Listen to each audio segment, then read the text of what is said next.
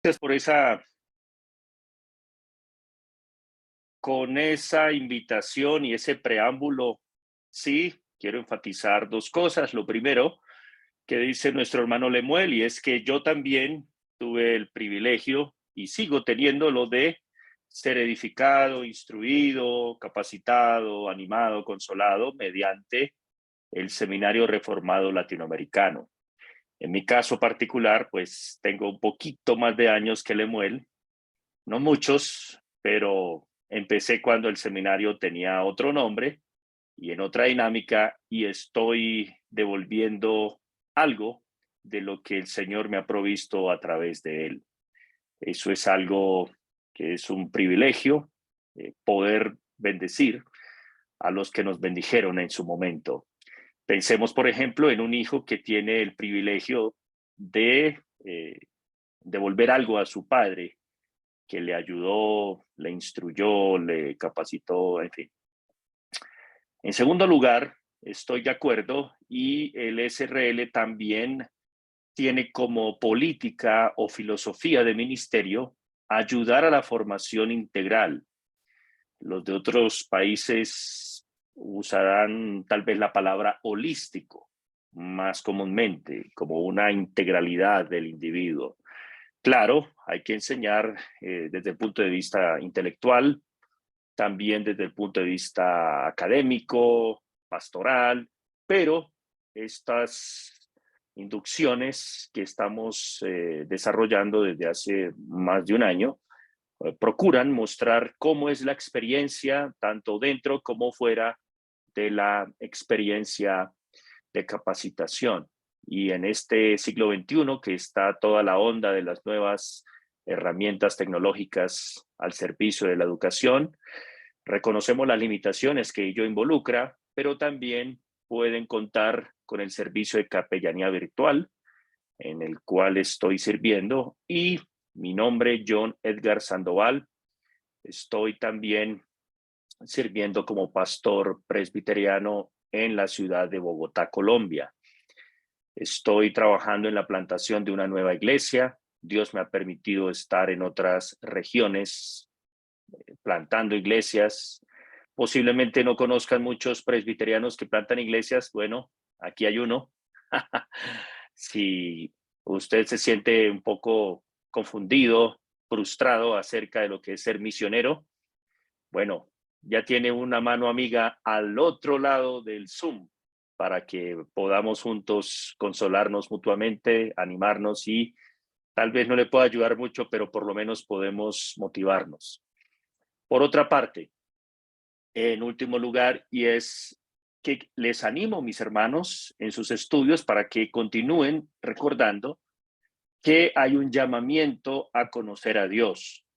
Esa fue el live que realizamos la última vez, cómo desarrollar nuestros estudios teológicos, por ahí está grabado, ese también se está grabando, y sabemos que muchos otros hermanos no pudieron estar, pero lo importante es que luego el enlace se les compartirá para que puedan repasar.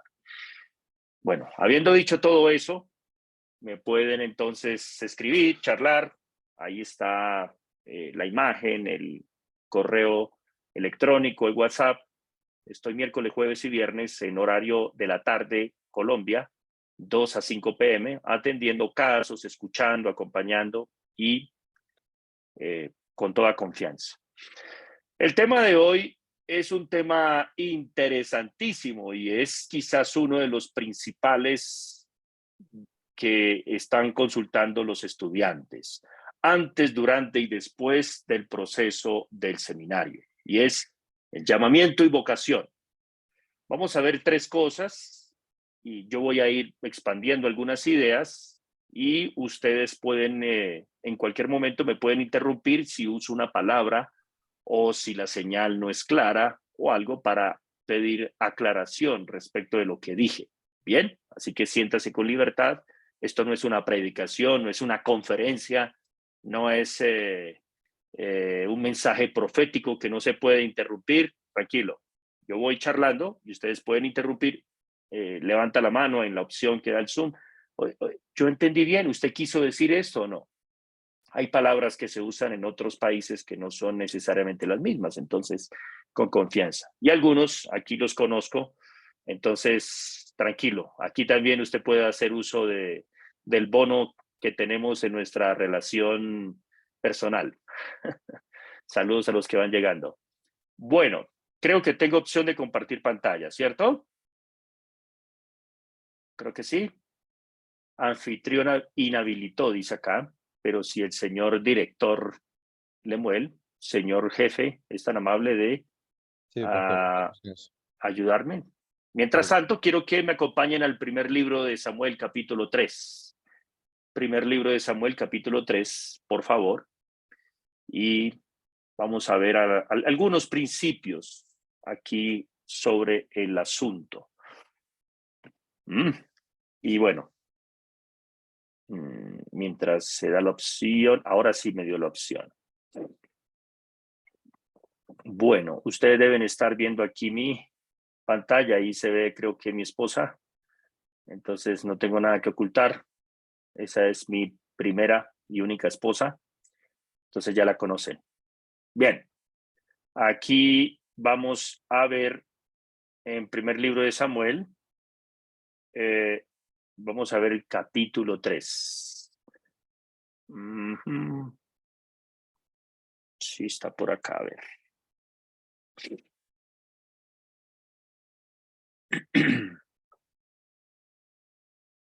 Voy a usar la nueva versión de las Américas, no tanto porque tenga algo malo las demás versiones, sino me parece que tiene un buen balance entre claridad del español y fidelidad en la doctrina. ¿Ya? La Reina Valera, por supuesto, sería la mejor para nosotros y la más común, pero hay palabras que ya no usamos en nuestro contexto. Se ve en la pantalla, ¿cierto? Don Lemuel. Sí, pastor, sí. Bueno, Todo ahí se ve. normal. Listo. Entonces, voy a aumentar un poco aquí. Ahí se ve mejor. Listo, dice, el joven Samuel servía al Señor en presencia de él. La palabra del Señor escaseaba en aquellos días y las visiones no eran frecuentes. Y aconteció un día, estando acostado en su aposento, Elí, sus ojos habían comenzado a oscurecerse y no podía ver bien. Cuando la lámpara de Dios aún no se había apagado, y Samuel estaba acostado en el templo del Señor, donde estaba el arca de Dios, que el Señor llamó a Samuel y él respondió, aquí estoy. Entonces corrió a Elí y le dijo, aquí estoy, pues me llamaste. Pero Elí le respondió, yo no he llamado, vuelve a acostarte. Y él fue y se acostó. El Señor lo volvió a llamar, Samuel. Y Samuel se levantó, fue a Elí y le dijo, aquí estoy, pues me llamó. Elí respondió, yo no te he llamado, hijo mío, vuelve a acostarte. Y Samuel no conocía aún al Señor, ni se le había revelado aún la palabra del Señor. El Señor volvió a llamar a Samuel por tercera vez. Y él se levantó, fue a Elí y le dijo, aquí estoy, pues me llamó. Entonces Elí comprendió que el Señor estaba llamando al muchacho. Amén. Vamos a orar. Nuestro buen Dios, gracias te damos en este día juntos por esta institución SRL que tú has provisto para el beneficio de tu pueblo hispanohablante en esta generación. Hay muchas limitaciones, muchos asuntos por corregir, por mejorar, sin duda alguna, pero como en todas las actividades humanas e instituciones terrenales, solo tu gracia nos sostiene. Hoy suplicamos tu gracia también para que nos ilumines, Señor, y nos consueles y nos ayudes a reflexionar sobre el llamamiento y la vocación. Ayúdanos, Padre, a ver más claramente quién eres tú, quiénes somos nosotros y qué nos has llamado a hacer. Pido que bendigas a mis hermanos que están invirtiendo de su tiempo tan valioso durante este momento y que esto les ayude en su formación personal, pastoral y en cualquier otro aspecto de sus vidas. Es lo que te ruego para tu santa gloria y para el gozo de ellos y la extensión de tu reino mientras tú vuelves a este mundo, Señor. Amén. Amén. Bueno, me imagino que alguno de ustedes ha leído este pasaje. Es un pasaje conocido, pero muchas veces no tan comprendido, como suele suceder con los pasajes que hemos leído o que hemos escuchado mucho. En mi caso, yo crecí como evangélico de niño Y tuve el privilegio de conocer estos pasajes desde niño y estar esperando tal vez que Dios un día me hablara así, como lo hizo con el jovencito Samuel. Bueno, lamentablemente para mi mente infantil eso no ocurrió, pero gracias a Dios no pasó, ¿cierto? No sé qué hubiese pasado si el Señor me hubiese hablado de ese modo.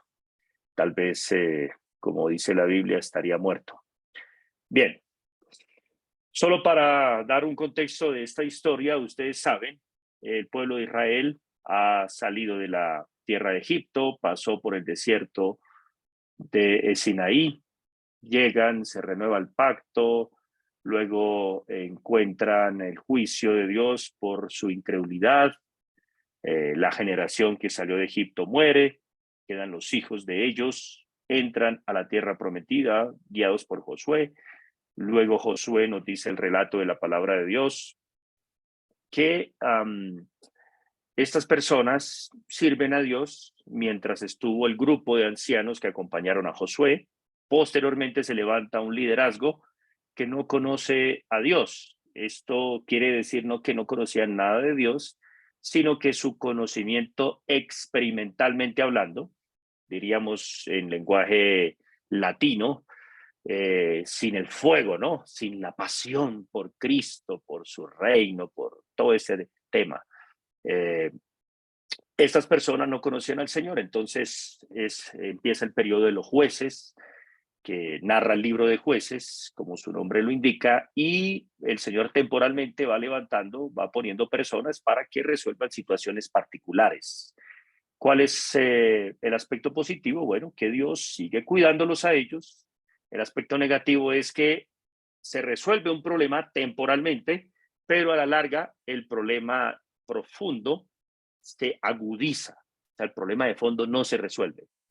Es más o menos como las democracias de nuestros países hispanos, ¿cierto?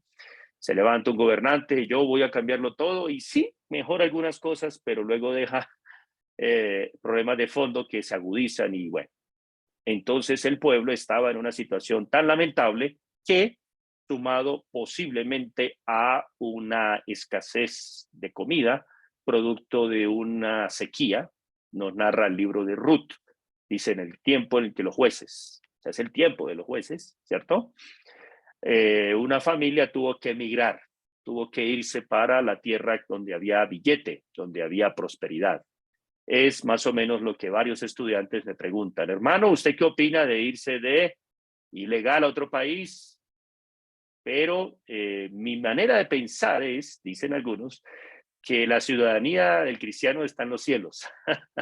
Por eso no hay que cumplir tanto las normas de la tierra. Muchos se preguntan, ¿no? Y es difícil, especialmente en los países centroamericanos, donde es muy difícil, muy inestable la economía, y países como Venezuela, Colombia y otros, donde la inseguridad y los temas de violencia son muy fuertes, incluso en México también está pasando. Y muchas personas empiezan a preguntarse, bueno, ¿cuál es mi llamado? Dios, ¿a qué me llamó? Lo mismo pasó con Israel en esa generación. Ellos vivían las mismas características de nosotros. Un liderazgo en crisis, familia en crisis, finanzas en crisis, la fe en crisis y, por si fuera poco, y esto es bien clave para sumarle a la crisis, había crisis, vamos a llamarle existencial, vocacional. La gente no sabe a qué dedicarse en la vida. Ahí es donde viene el primer punto que quiero llamar su atención, y es definiciones esenciales, vocación y llamado. ¿Qué es vocación y qué es llamado? La pregunta podemos abordarla de manera técnica, teológica, y después de haberlo hecho durante algunos años, he llegado a esta humilde conclusión, y es que ambas cosas significan lo mismo. Vocación y llamado es lo mismo, solo que una viene de un idioma, otra de otra, ¿ya? En griego, hebreo, latín, español, inglés. Ustedes saben que el inglés también es deudor del latín, que formó durante siglos, durante la Edad Media, los idiomas europeos. Tiene muchas conexiones también con las lenguas romances, de donde viene nuestro hermoso español. esta palabra significa lo mismo. Ahora, lo cual no significa o no quiere decir que no hayan matices, que no hayan énfasis, que no hayan aspectos puntuales en los cuales si nosotros profundizamos respecto al uso de esa palabra en la Biblia, no se encuentren. Claro que se van a encontrar. Y yo tengo 4 básicos y ustedes pueden estudiar cualquier libro de diccionario, y ustedes que son estudiantes de teología, yo sé que van a buscar el hebreo, el griego y todo ese tema, pero lo pueden hacer. Yo también lo he hecho, no se preocupen. Y hay autores que han dedicado sus vidas a estudiar el tema del llamado. Ahora, ¿qué significa el llamado o la vocación? Bueno, en primer lugar, significa ser llamado por alguien. ¿Cómo? Cuando usted fue llamado. Son convocados a participar de esta reunión. Eso significa en esencia. No tiene misterio. Ustedes fueron llamados a acudir a una persona que estaba desde el otro lado, inclinando su tiempo, su atención y despertando su atención. En la Biblia hay muchas personas que y tal llamó a tal. Cuando se aplica a Dios, también significa que Dios habla a alguien. En este caso, como vimos, Dios está llamando ¿a quién? Pues a Samuel. Muy sencillo. Ese es el primer aspecto. El segundo aspecto, cuando se aplica a Dios, ahí es donde varía, porque ustedes saben que Dios no es como nosotros en todo. En un sentido, Dios es como nosotros, pero en otro aspecto no es como nosotros. Y cuando Dios llama, recuerden, está llamando nada más y nada menos la persona con mayor autoridad sobre el universo. Así que no es lo mismo que llame, no sé, su exnovia, para poner un ejemplo, o su pastor carismático antes de que usted entrara en el seminario reformado. Me está llamando. Y usted dirá, ¿qué pasará? O, no sé, el sacerdote donde usted fue bautizado de niño en su pueblo natal. ¿A que lo llame quién? Dios. El segundo aspecto es que cuando Dios llama con autoridad. Y al Dios llamar con autoridad, la Biblia en muchos pasajes nos dice que Dios llama y con la autoridad de su palabra crea realidades. Atención con eso.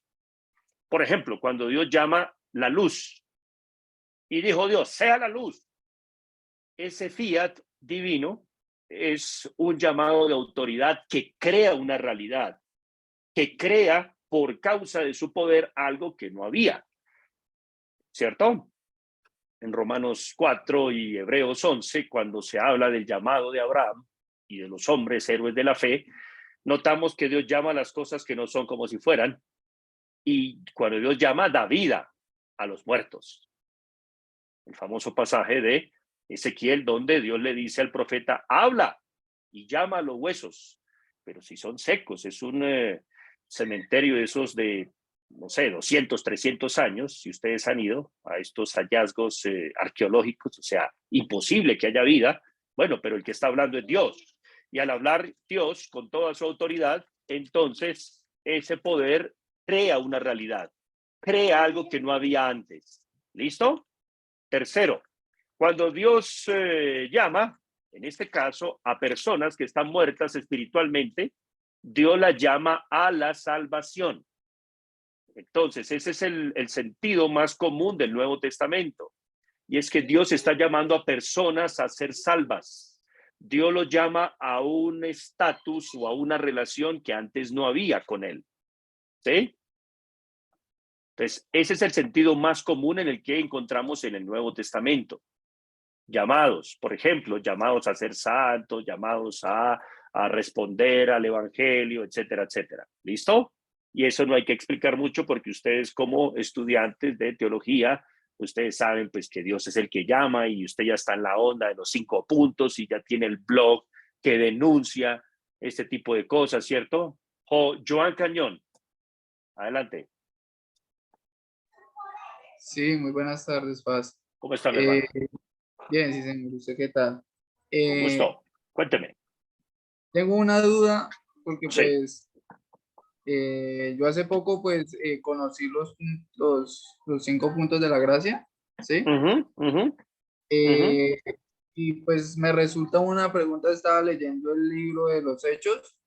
Adelante. eh, Creo que es Esteban el que está diciendo, que le está diciendo a los judíos que ellos resisten al Espíritu Santo, ¿sí? En ese caso, nosotros tenemos la capacidad de, digámoslo así, oponernos a ese llamado. ¿Sí me hago Buena entender? pregunta. Ahora Porque, respondo al final. ¿Listo? Pero es listo, buen punto. Nos da para un curso de teología sistemática. Y tenemos aquí al teólogo Reinaldo Urdaneta que nos puede ayudar con eso. Yo listo, muchas solamente gracias. soy el capellán, pero yo Eso es puedo bien. ayudar algunas ideas. Gracias, mi hermano, por estar tan atento. Entonces, sentido número 1, llamar a otra persona para entablar una relación. Sentido número 2, cuando se aplica a Dios, Dios llama y crea realidades donde no las había, como la creación del universo, como llamar a una persona a existir, llamar a juicio, etcétera. Tercero, el llamado a la salvación, que es el que más usualmente se aplica, y para ayudar a mi hermano Cañón, Joan Cañón, ese es el sentido en el que el Espíritu Santo está hablando a personas en el antiguo pacto, que es lo que está narrando Esteban, y es: arrepiéntanse, escuchen la voz del Señor, pero no lo hacen. En el caso del texto que leímos al principio, nos estamos refiriendo al señor Elí. Elí había sido llamado antes por Dios, pero Elí ya estaba, dice ahí de manera hebraica, él tenía sus ojos apagados, ya estaba obeso, pesado, gordo. Ahora, para nosotros esto es extraño, ¿no? ¿Cómo así que una persona obesa o con sobrepeso no puede responder al llamado de Dios? En este caso, el llamado al sacerdocio, que es el cuarto sentido, que es el llamado al servicio, es un llamado que implicaba a la persona que era llamada al sacerdocio a ser diligente al trabajo, ¿ya? Y Elí estaba anciano, ya no tenía la habilidad, ya se había acomodado en su puesto. Aquí encontramos ese cuarto sentido. Por lo tanto, esta definición inicial nos ayuda a trabajar. Entonces, les dije que en esencia, llamado, llamado vocacional, vocación, ministerio, todo eso en esencia significa lo mismo, solo que hay matices respecto al uso de una palabra y otra, especialmente las personas que se dedican a ser demasiado específicas en cuanto a los estudios en particular. ¿Ya? Pregunta para todos, si pueden intervenir si desean, de manera muy puntual, ya que el tiempo es cortito. ¿Han tenido un poco de confusión con la palabra llamado, vocación, ministerio? ¿Sí o no? ¿Alguno de ustedes le ha pasado? ¿O ninguno? Todos, claro. Ya sabemos que Joan tenía alguna claridad, necesidad de claridad ahí, pero los demás, ¿qué dicen?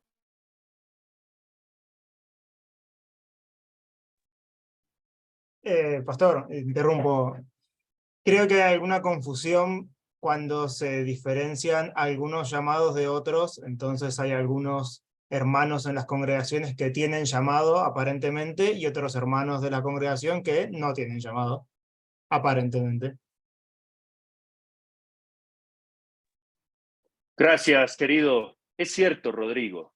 Eso es un problema especialmente porque una distorsión del lado protestante y una distorsión del lado católico romano vuela, está en nuestro ambiente latino, hispano, eclesiástico. Entonces, en la Edad Media, si ustedes ya están viendo historia de la iglesia, van a recordar que en la Edad Media, no basados en la Biblia, sino basados en los escritos del mundo greco-romano, Aristóteles, Platón, etcétera, había una especie de clasificación de los oficios, en donde las personas que eran esclavas, por supuesto, en contra de su voluntad, ellos tenían que realizar labores manuales, ¿ya?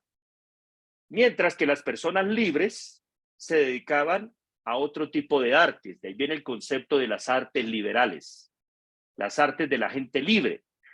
Entonces esa idea se cristianizó en la Edad Media en Europa y se creyó que los que servían a Dios eran los que estaban en la iglesia, ¿cierto? Mientras que los que no estaban directamente o el tiempo en su gran mayoría en la iglesia, como que no servían a Dios. Eran personas que les tocaba, como que, como dicen en México, pues ni modo, ¿eh? ¿Listo? O como dicen en Argentina, ya está, te bancaste, ¿viste? Entonces, para que tengan eso en cuenta. ¿Qué hizo la Reforma Protestante? Devolvernos a recordar que eso no es cierto, esa distinción es artificial, no es bíblica. Pero lamentablemente por el cristianismo que nos ha llegado, especialmente el siglo pasado en el mundo hispano, eso se recuperó y otra vez se piensa que pastor, profeta, evangelista, guerra espiritual, intercesores, ellos tienen llamado. Los demás no, ¿cierto? Hermano Anderson. Buenas tardes para todos, Pastor John, un gusto volverte a ver por acá. Pues esas dos palabras son muy similares. ¿Tú qué dices? Me parece que en la experiencia que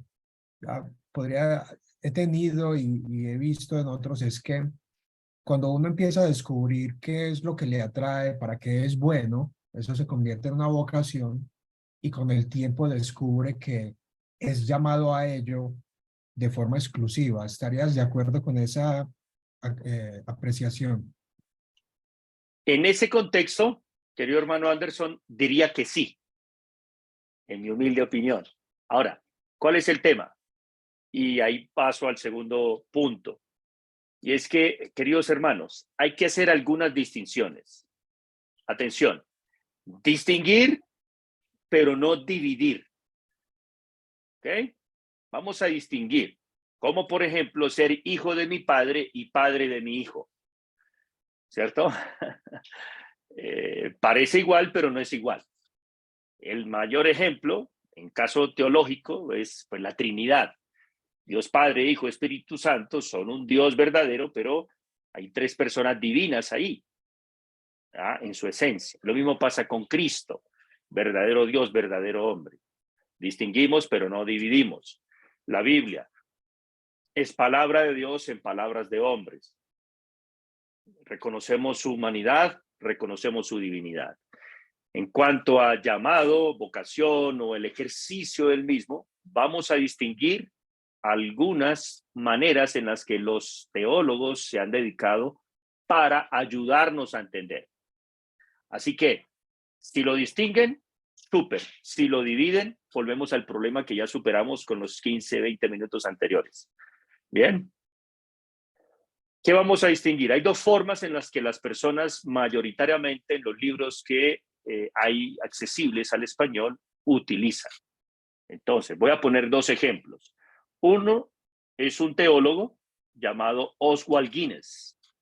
Lo pueden buscar y lo pueden confirmar. Aparece con la abreviatura OS. Él tiene un excelente libro sobre el llamamiento. Se lo recomiendo. Búsquelo y léaselo y devóreselo. Es de lo mejor que puede haber disponible para nosotros. Él distingue entre llamado para Dios y llamado de Dios, aunque ambos son de Dios. Recuerden, son distinción.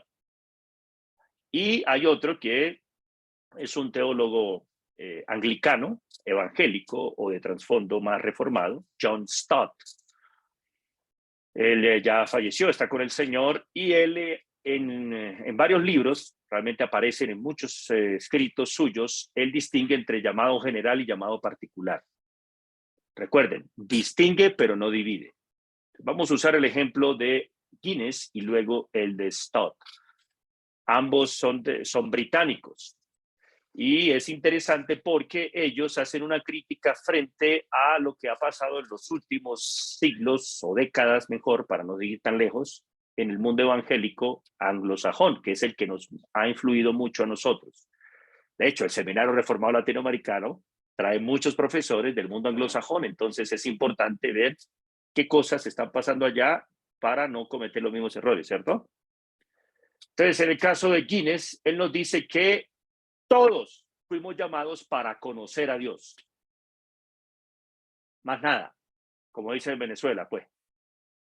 Ya está. Todos los seres humanos fuimos llamados a conocer a Dios.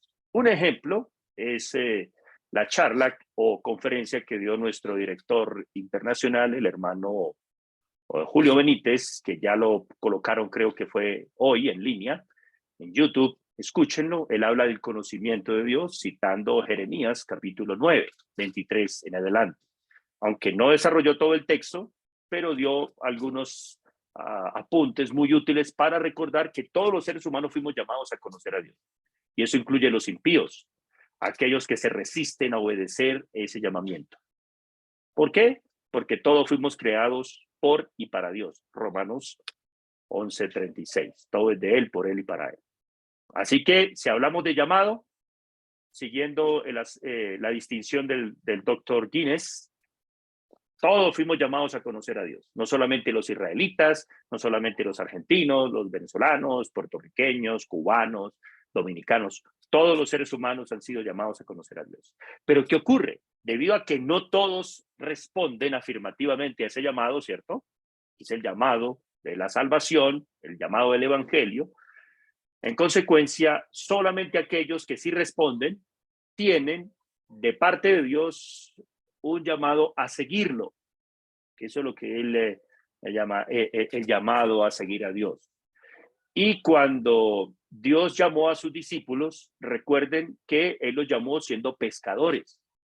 O sea, Él no está diciendo, en el caso de los evangelios, que Jesús estaba diciéndoles a sus apóstoles que ser pescador era algo pecaminoso, malvado. No, porque la ley en Israel, Éxodo capítulo 20, en el cuarto mandamiento, estaba obligatoriamente que ellos debían dedicarse a trabajar. ¿Y qué es el trabajo? Un llamado. Y ellos estaban trabajando como pescadores al ser galileos. Y si no lo estaban haciendo, estaban pecando. Cristo, en ese orden de ideas, siendo Dios hecho hombre, los llama a ellos para que lo sigan. Pero note bien, Jesús les dice, síganme, pero Jesús no dice, síganme y luego déjenme de seguir. ¿Sabes que no? Síganme hasta la cruz y síganme después de la cruz. Recuerden el famoso episodio de Juan capítulo 21, donde el Señor resucitado confronta a Simón Pedro y le dice, bueno, ¿tú qué haces preguntándote el llamado de Juan? Sígueme tú. O sea, Cristo resucitado le sigue diciendo lo mismo a Simón Pedro, sígueme. Y luego, ¿qué encontramos? En primera carta de Pedro, capítulo 5, que Pedro está diciendo que Cristo lo ha llamado a seguirlo. ¿Hasta cuándo? Hasta la muerte. Entonces tenemos dos distinciones del llamado. Llamado para vivir para Dios, conocerlo, amarlo, y un llamado de Dios que es seguirlo en el transcurso, en las circunstancias, en las dificultades de nuestra vida, pero sin dejar de seguir a Jesús. Sencillo de entender, ¿cierto? Ahora, la distinción que hace el señor Stott. Bueno, Stott nos dice, llamado general, ¿qué es? Dios a todos nos llama a arrepentirnos, a confiar en Él, a trabajar. La mayoría de los seres humanos son llamados a casarse, a tener hijos, a criarlos, o sea, a hacer algo para comer, etcétera, etcétera, a dormir, ¿cierto? Todos. Pero en el ejercicio de ese llamado, que llamamos general o denominamos general, vamos a ir encontrando lo que mi hermano Anderson decía hace unos momentos, y es una particularidad. Por ejemplo, yo fui llamado en el lugar donde yo nací.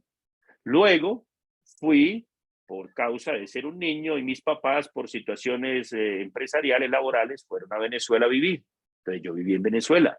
Fui llamado a hacer lo mismo, pero en Venezuela. Luego regreso de Venezuela, voy a otra ciudad con mis papás, luego voy a otra ciudad, luego a otro país, etcétera, etcétera. En ese ejercicio de ese llamado general, Dios me estaba preparando, me estaba guiando, me estaba capacitando para algo en particular. ¿Más claro? Ahí encontramos en el caso de el texto que leímos al principio, todos los sacerdotes eran llamados a dedicarse al templo. ¿De dónde venían los sacerdotes? De la tribu de Leví en el Antiguo Testamento. Pero atención, aunque todos los levitas, escuche bien, aunque todos los levitas eran llamados a ser sacerdotes, no todos los levitas desarrollaron el sacerdocio. Lo digo de otra manera. Aunque todo sacerdote era levita, no todo levita llegaba a ser sacerdote. ¿Sabían eso, cierto? Porque había un solo sumo sacerdote. Habían unos sacerdotes que eran los de los sacrificios y habían otros que eran los ayudantes de los sacerdotes, que eran los levitas, que mataban los animales, que recogían la sangre, que sacaban las cenizas, que llevaban cuando se movía el arca, etcétera, etcétera. Incluso hubo algunos que no alcanzaron a servir en el sacerdocio y se dedicaron, como sabemos por libros de Esdras y Nehemías, a enseñar la ley en el pueblo. En Deuteronomio se nos dice que habían levitas que se iban a vivir a partes recónditas, lejanas del país, o sea, lejos de Jerusalén. ¿Y a qué se dedicaban esos levitas? Bueno, a enseñar la ley. Posiblemente de allí fue que surgieron, muchos dicen, las escuelas de algunos profetas, como bases de escuela de enseñanza y tal, pero esto nos recuerda un gran principio, y en el caso de Elí y Samuel, la historia nos cuenta que Elí era el sumo sacerdote en ese momento, sus hijos estaban sirviendo, y Dios establece aquí un juicio. Y el juicio consiste en lo siguiente, y es que un hombre, Elí, que no estaba haciendo lo que debía hacer, atención, no estaba haciendo lo que debía hacer. ¿Qué era lo que debía hacer? Vivir para Dios. Llamémosle su llamado prioritario. Amar a Dios, servirlo, ¿ya? Él seguía haciendo el trabajo y digamos que se mantenía en sus labores ahí, igual sus hijos. Pero si ustedes leen en el capítulo 2, cuando se narra sobre el juicio por el cual Dios quitó a esos muchachos, los quitó porque su llamado primario, que era vivir para Dios, afectó su llamado secundario. Note bien, por no vivir para Dios, ellos empezaron a hacer las cosas, en el caso del sacerdocio, como cualquier persona lo haría. ¿Cuál era? Ahí se acusan de dos cosas. La primera, que ellos dormían con las mujeres del templo, es decir, tenían un estilo de vida según el cual, en lugar de ayudar a esas mujeres, a acompañarlas, a enseñarles la ley, porque las mujeres pobres, recuerden, solo tenían de opción volverse a casar, o la prostitución, o ir a donde los sacerdotes, que ellos tenían una parte del diezmo para apoyarlas. Llamaríamos hoy el servicio social. Ellos no hicieron eso. Hicieron lo que hacían las personas de su cultura. Normal, era normalmente visto. Pues una mujer, pues tenían ahí, les daban algo. Y lo mismo había pasado con el señor papá de Samuel. El papá de Samuel era un levita, el señor Elcana, tenía 2 mujeres. Y la ley dice que un sacerdote no debía tener 2 mujeres, ¿cierto que no? O sea, ese también era igual. Simplemente se acostumbró, se acomodó. Se dedicó a hacer las cosas como las haría cualquier persona y olvidó que vivía para Dios. A Dios le plació, al mismo tiempo que juzgaba y sacaba a unos, llamó a un niño cuya madre, de esas del templo, no fue a donde los hijos de Elí, ¿cierto? Sino fue a donde Elí la trató de borracha, la maltrató, la humilló, etcétera. No tuvo el discernimiento para darse cuenta que estaba orando. Y ella le prometió que su hijo, ella sabía que era esposa de sacerdote, si lo tenía, iba a servir a Dios. En otras palabras, yo quiero que mi hijo entienda su llamado primario, que es vivir para Dios. ¿Ya? Importante. ¿Por qué? Porque así empezó el sacerdocio. De los levitas, Amram y Jocabet. Éxodo 3. 2 personas se unieron y en medio del juicio de Dios, a través de los egipcios, iban a matar a los bebés hasta que esa pareja vio a su hijo con fe. Hermoso. Y lo dedicó al servicio de Dios. De ahí vino Moisés, de Moisés y de esa familia vino Aarón y de ahí vinieron los sacerdotes. Anote ese principio para que tengan en cuenta el contexto. ¿Qué pasó entonces? Dios llama a este muchacho, pero este muchacho ya estaba en el templo. O sea, ya estaba haciendo lo que debía hacer, lo que sus circunstancias familiares, culturales, religiosas le determinaban hacer. Y es en el ejercicio de eso que él debía hacer donde él descubre el llamado específico, particular de Dios para que se dedique en su vida. Ese es el segundo punto. Si nosotros distinguimos que todos fuimos llamados a amar, servir a Dios y al prójimo, no tenemos que andar buscando señales ni nada extraño, simplemente hacer lo que debemos hacer y en ese transcurrir, Dios lo va a utilizar para irnos enfocando en particular a algo más puntual.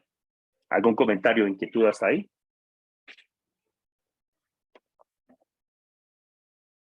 Todo claro, ¿cierto?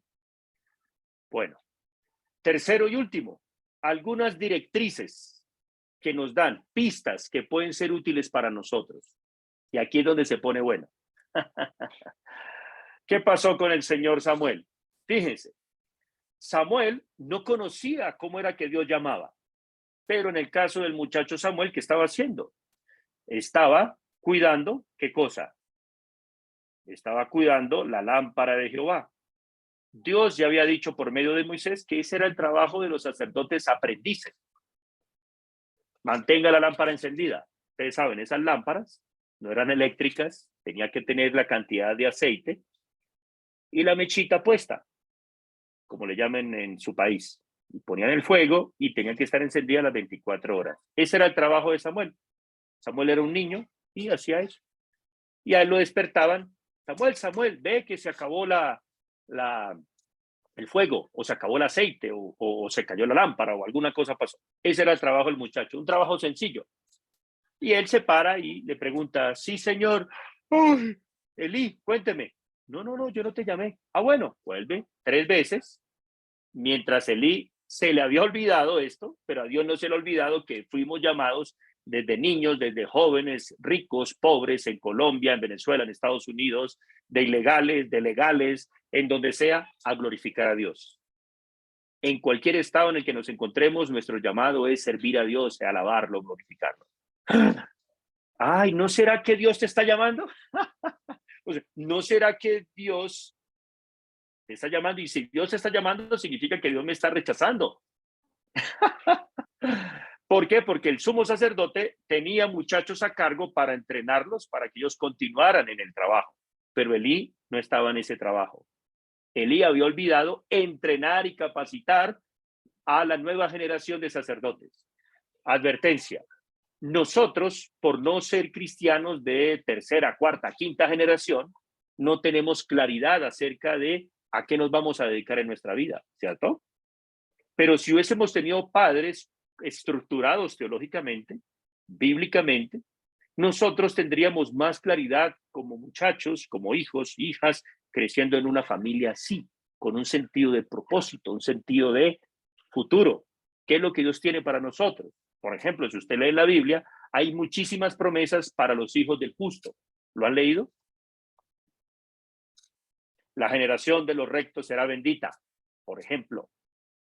Camina en su integridad el justo, sus hijos vienen dichosos después de él.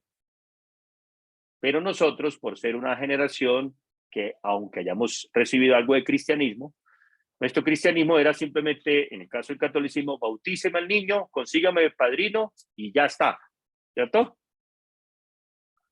Bueno, así estamos. Y por esa razón nuestros jóvenes hoy no saben para dónde ir. Cualquier persona, cualquier grupo delincuencial, cualquier partido político, cualquier youtuber los captura en esta época. Reflexión número 2. ¿Qué era lo que necesitaba este chico? Este chico necesitaba conocer a Dios. Él ya conocía la ley porque era un niño. Y los niños judíos crecían aprendiendo la ley. Pero él necesitaba un encuentro con el Dios que lo había, le había respondido a la mamá, que lo había puesto en el vientre, que le había dado un papá sacerdote, etcétera, etcétera. O sea, el Dios que había trabajado desde siglos antes para que ese niño naciera en esa circunstancia particular. Y aquí va para ustedes, hermanos. El Dios Todopoderoso fue el que planeó su vida, planeó su país, planeó el momento en el que usted iba a conocer las doctrinas de la Biblia. Él planeó todo. Y usted lo sabía, ¿cierto? Bueno, ahí está el llamado de Dios.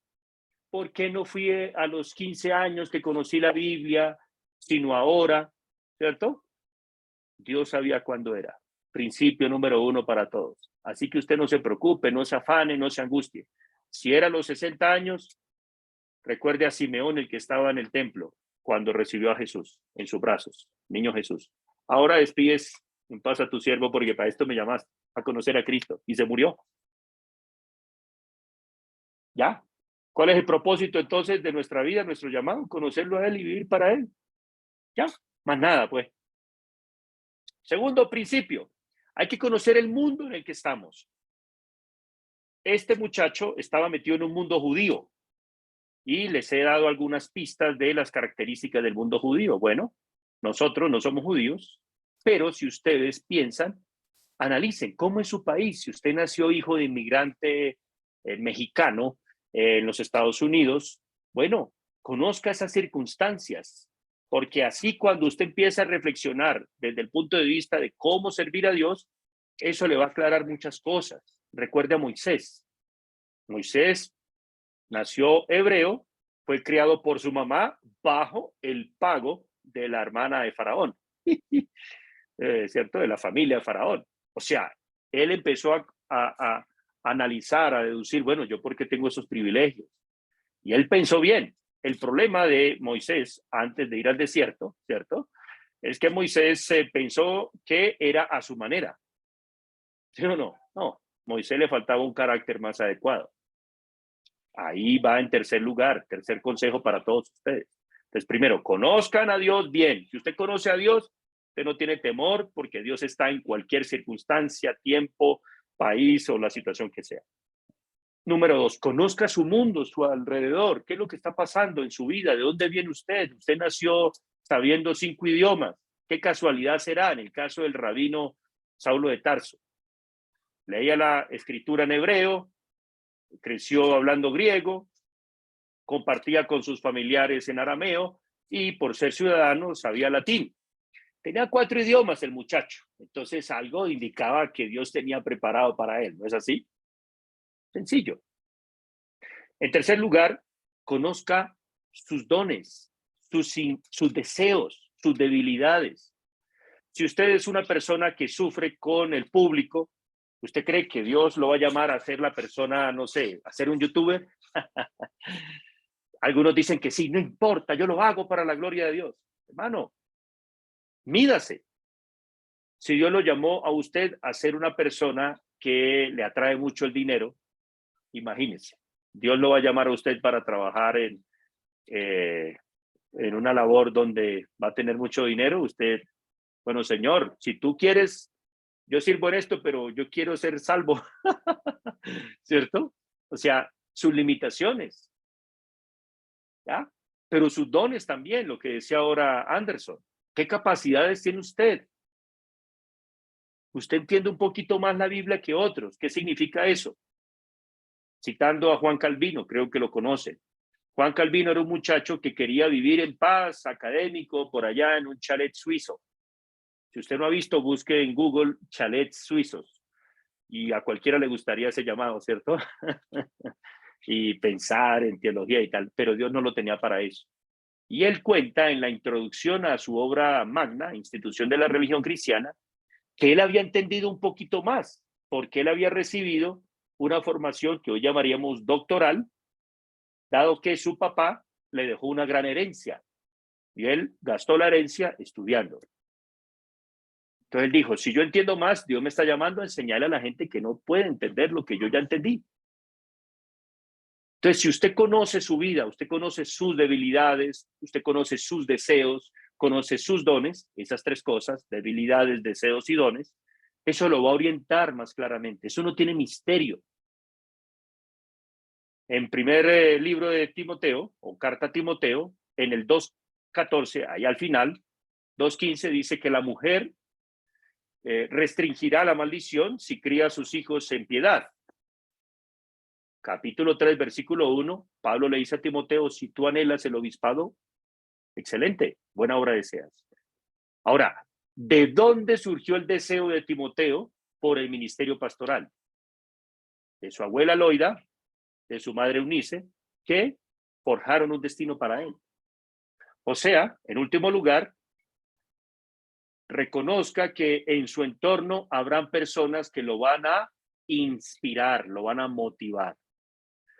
Y esta es mi conclusión. El SRL quiere proporcionarle a ustedes personas que lo inspiren a servir a Dios, que lo inspiren a ser un mejor cristiano, un mejor esposo, un mejor papá, que lo inspiren a usted a ser un teólogo bíblico, a ser un mejor pastor, en el caso de que sea un pastor. ¿Me explico?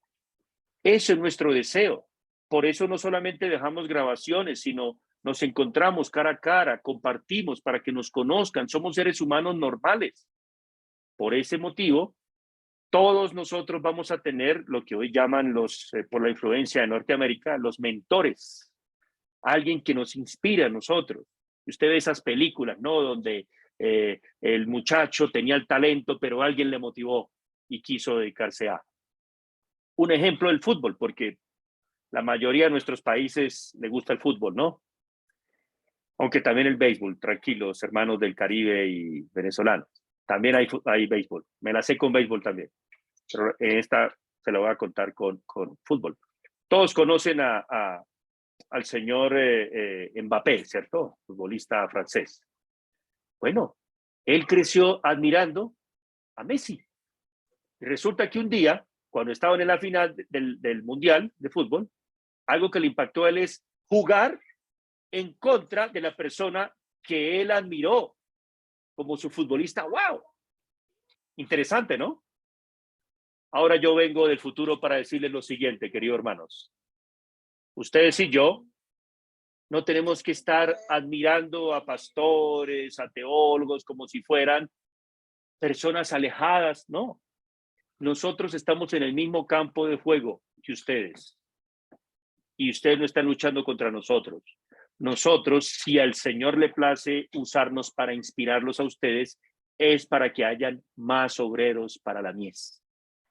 Y que ustedes nos enseñen a nosotros y nos muestren nuestras áreas oscuras, nuestros puntos ciegos que no hemos visto. Y esa es la filosofía del SRL por el cual trabajamos todos aquí, mis hermanos. Fin de mi comunicación en el día de hoy. Comentarios, inquietudes, quejas, si tienen también se reciben. Los escucho. El pastor, buenas tardes. Espero que se encuentre muy bien. Disculpe que llegué un poquito tarde. Pues yo quiero aportar algo, y es que la iglesia local tiene que detectar quién verdaderamente está siendo llamado para algún cargo dentro de la iglesia. Creo yo que eso le ayuda a protegerla de falsos llamados. Es mi comentario, pastor. Bueno, gracias, hermano Javier. Mire, en teología reformada es muy sencillo discernir el llamado pastoral. Muy sencillo. Eso no tiene misterio. Hay tres cosas que tienen que pasar. Primera Timoteo capítulo 3, versículo 1. Si alguno anhela obispado, buena obra desea. Note, lo primero es que usted tiene que desearlo, quererlo. Si usted no quiere ser pastor, esas historias de la Edad Media donde un monje decía, yo no quiero ser obispo, y el pueblo se reunía y se lo llevaban cautivo y lo imponían, eso no existe en la iglesia reformada. ¿Listo? Aquí a nadie lo van a poner por obligación. Entonces, si usted tiene esas pesadillas donde usted solamente quiere estudiar teología y ser empresario, veterinario, beisbolista, lo que sea, no se preocupe. Nadie lo va a mandar de parte del SRL y lo va a obligar. No. Yo sé que hay predicadores que tienen sus clips en YouTube donde él te está llamando y si tú le dices no, bueno, yo respeto a esos predicadores, pero ese no es el modelo bíblico. ¿Listo? Con confianza. Si usted fue llamado así, bueno, Tal vez Dios utilizó eso, pero Dios quería que usted escuchara hoy la clase o esta corta reflexión para que supiera que esa no es la norma. Número 1. Número 2. Unos quieren, pero no pueden ser pastores. ¿Por qué? Porque se necesita lo que en teología reformada se llama los requisitos o el llamamiento externo. Entonces hay un llamado interno, deseen ser pastores. Llamado interno se suma al llamado externo. ¿Qué es el llamado externo? Si alguno anhela obispado, buena obra desea, pero ¿qué necesita? Que sea irreprensible. Y hay una lista, ¿no? Irreprensible no significa perfecto, porque ninguno de nosotros podría ser pastor. Irreprensible, viene una palabra, es que no lo puedan agarrar por la ropa. O sea, que no haya algo que lo descalifique para la labor. Quiero ser futbolista, pero mi problema es que tengo un problema en los pies.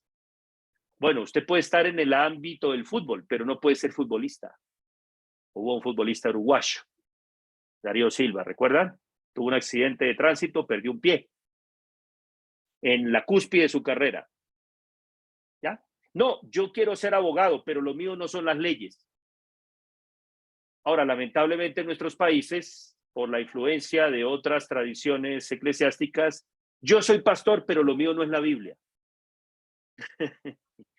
Yo he enseñado una vez con el SRL en un país hermoso de este continente donde la Junta de Pastores se reunió y me dijo, mire, nosotros creemos que usted es un pastor con el ministerio de la Biblia. Bueno, amén. Yo dije, amén, sí. Pero les pregunté, ¿acaso hay pastores que no tienen ministerio de la Biblia? Sí. Él es el ministerio de sanidad, él es el ministerio de esto, y eran pastores. Bueno, en la Biblia, para usted enseñar la Biblia, tiene que tener no solamente conocimiento, estoy resumiendo 1 Timoteo 3, conocimiento, usted tiene que conocer la Biblia, ¿sí o no? Pero también tiene que tener, escúcheme, la habilidad de comunicar la Biblia. Hay gente que no tiene facilidad para darse a entender. Es como si hablaran lenguas cuando va a enseñar teología y nadie lo entiende. Dicen ellos, del don de enseñar, pero no tienen el don que nadie los escuche. Pero también usted necesita el carácter, el corazón. Pablo en 2 Timoteo 2:25 dice que el siervo del Señor, ¿cómo debe enseñar? Como enseñan los muchachos en YouTube, ¿cierto? En Facebook. Bruto, tonto, que no entiende la teología reformada. Esa persona sabemos que no está calificada para ser un pastor. ¿Por qué? Porque usted puede enseñar matemáticas, así la gente aprende, o cualquier otra ciencia, pero la ciencia bíblica solo se puede enseñar a través de la vida, de cómo nosotros vivimos. Por eso se necesita pasar por el proceso de ser examinado, un proceso pastoral. Si usted quiere ser futbolista, usted no va a donde músicos que lo examinen, ¿cierto? Usted va a donde pastores, ojalá con más experiencia que usted, no donde sus amiguitos, ¿cierto? Igualmente de ignorantes e impíos, para decirle, tú tienes el llamado, tú eres el mejor. No. ¿Cierto? Entonces, requisito número 1 para ser pastor, deseo. Segundo, usted tiene que pasar el proceso de la disciplina. Y tercero, tiene que haber una iglesia que lo llame a usted y lo reconozca como su pastor. ¿Qué pasa? A mí me gustaría pastorear. A ver, voy a poner un ejemplo. Donde mi tocayo John MacArthur. Yo anhelo ser pastor ahí, pero ellos no anhelan que yo sea pastor ahí. ¿Entiende la diferencia? Mucha gente, y pasa mucho en redes sociales, son pastores y ellos se autoproclaman pastores y hacen lives y tal, pero nunca ponen fotos de personas que ellos pastorean en realidad. ¿Por qué? Primero, porque ninguna persona los ha examinado a ellos, no conoce sus vidas. Y tercero, porque la gente que está en redes sociales tampoco lo conocen a él, ni ellos son conocidos por ese pastor. Eso no es ser pastor en la Biblia. ¿Me entienden? Digo este comentario porque sé que hay muchachos que están empezando y algunos, me he encontrado estudiantes del SRL, me dicen, yo tengo un gran ministerio en redes sociales. Cuénteme, pásame el enlace para escuchar su enseñanza. Y hablan de griego, hebreo, escatología, filosofía. Yo, wow, ¿cuántos años tiene? 16 años tiene muchacho. Wow, todo lo que sabe. Creo que eso ayuda, ¿cierto, hermano? 3 cosas, 3 puntos se tienen que unir. Deseo, la disciplina y la dirección para que haya una comunidad que lo reconozca como su pastor.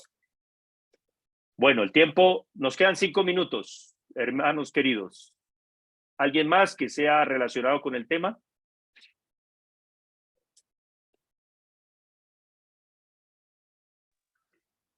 Hermano, que el Señor le bendiga. Muchas gracias por este tiempo y su compartirnos. Mientras nos comparte, yo meditaba que un elemento que, que está entrelazado en todo el llamado es la soberanía de parte de Dios, ¿no? Porque, por ejemplo, aquí Elí, o sea, pudo haber dicho, a ver, espérame. Yo, ¿cuánto tiempo te trabajé, Señor? Y, o sea, ¿por qué? ¿Por qué? Pero no es el entendimiento correcto de que tenemos un Dios que hace sin tomar el consejo de nadie y que no es injusto. El Señor no es injusto. El Señor su justicia es perfecta, ¿verdad? Y yo creo que ese elemento de la soberanía está entretejido en el llamado de lo que Dios hace en cada uno de nosotros. A veces vemos ciertos destellos en nuestras vidas de la mano de parte de Pablo, por ejemplo, es otra persona que, pues, o sea, el Señor trabajó con él de una manera fuerte y de una manera dura, porque Dios así lo quiso hacer. Y a Pablo le dijo, te voy a mostrar a ti lo que realmente tienes que pagar el precio para ser un apóstol, ¿no? ¿Pero por qué?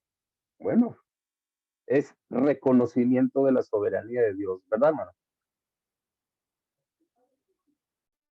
Completamente de acuerdo, mi hermano. Si a mí me hubiesen dicho lo que iba a pasar siendo pastor y misionero, yo lo hubiese pensado 2 veces. Gracias a Dios, Él me lo enseñó antes y después de pensarlo más de 2 veces, me di cuenta definitivamente, si no tengo conciencia que fue Dios el que me llamó, estaría haciendo otra cosa. ¿Alguien levantó la mano? Y no alcancé a Joan Cañón. Adelante, mi hermano. Sí, Paz. Bueno, yo provengo de una iglesia carismática, ¿sí? El hecho de que tomé la decisión de emprender este estudio con ustedes es porque me he visto más inclinado a la postura de ustedes, ¿sí? Ya que he evidenciado en la iglesia carismática la implementación ya no de mucha escritura, sino que de psicologías, filosofías,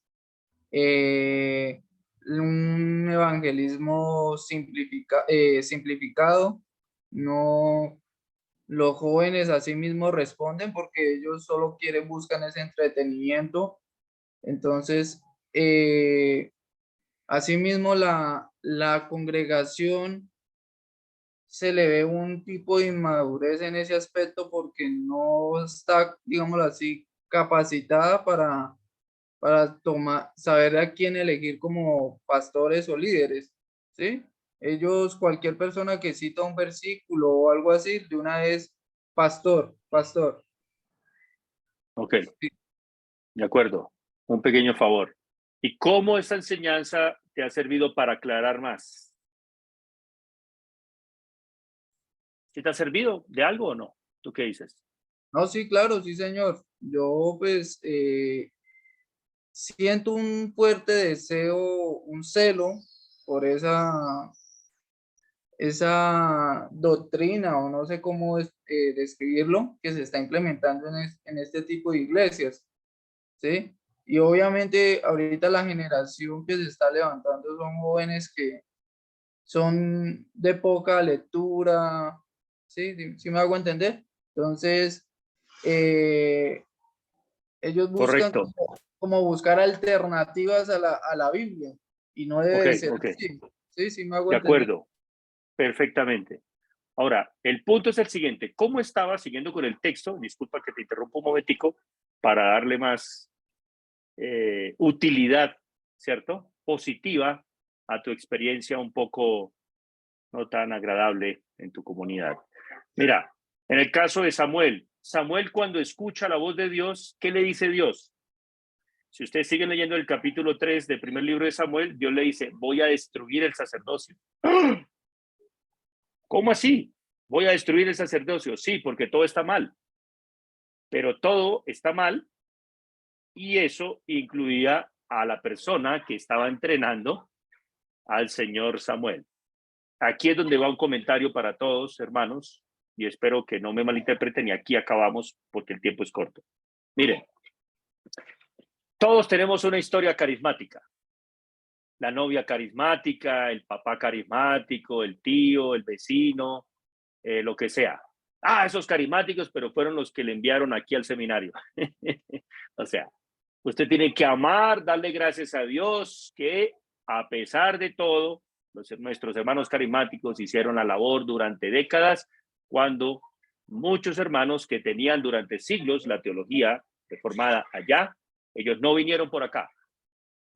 Punto número 1. Vinieron fueron los carismáticos. Segundo, dentro de la soberanía de Dios, como decía el hermano ahora, el Señor escogió a Samuel ¿para qué? Para renovar el sacerdocio, reformar el sacerdocio. Escuche esto, pero eso no pasó en una generación, no en 2, en 3, en 4, en 5.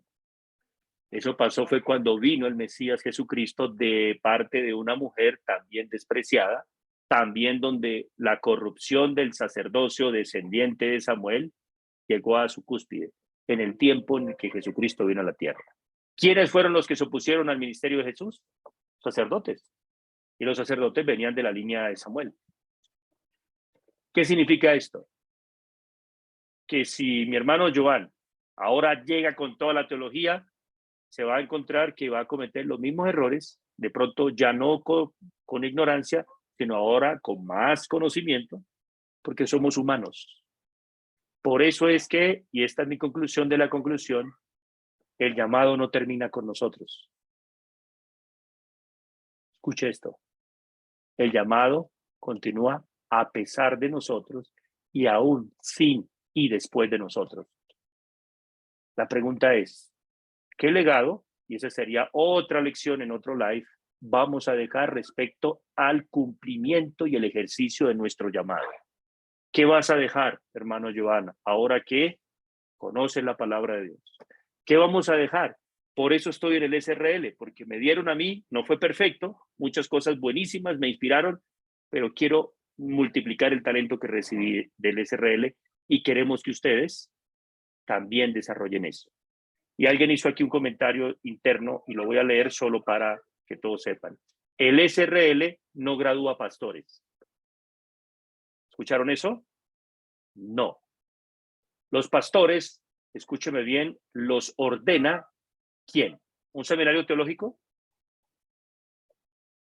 La iglesia. Muy bien. Nunca lo olviden. Dios es el que llama pastores. ¿Cómo se reconocen? Por medio de la iglesia. El seminario SRL y todos los seminarios en el mundo son un apoyo para la iglesia, o deberían ser.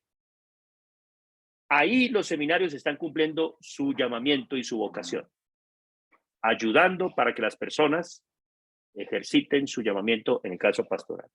Pero no todos los hermanos que estudian teología van a ser pastores. Usted puede y debe aprender teología para ser un mejor cristiano, un mejor esposo, un mejor papá, un mejor estudiante en su área de conocimiento. Pero eso ya sería tema para otro live. Gracias por el tiempo, mis hermanos. Que el Señor los bendiga. Y bueno, qué bueno conocernos y compartir con ustedes. Si tienen más preguntas, me pueden escribir. Ahí está el correo,